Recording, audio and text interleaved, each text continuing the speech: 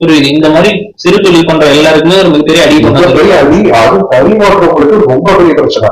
ஏன்னா எனக்கு தெரிஞ்ச ஒருத்தர் என்ன பண்ணாரு, காலேஜ் ப்ரொஃபஸரா இருந்தாரு.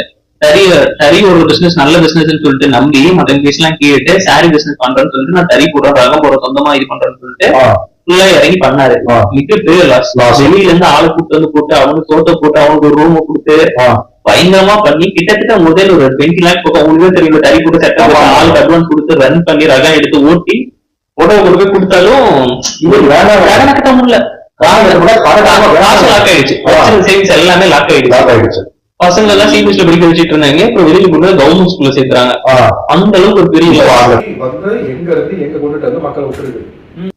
இல்ல, அது வாழ்ந்தவங்களும் இருக்காங்க, வெட்டங்களும் இருக்காங்க. அது எதனாலன்னு நினைக்கிறீங்க? எப்படி ஒரு சிலர் மட்டும் அதை அப்படி புஷ் பண்ணி கொண்டு போறாங்க, மார்க்கெட் பண்றாங்க? மார்க்கெட் பண்றது பாத்தீங்கன்னா ஆரம்ப காலத்துல இருந்து ஒரு 10-15 முதலாளிகளும்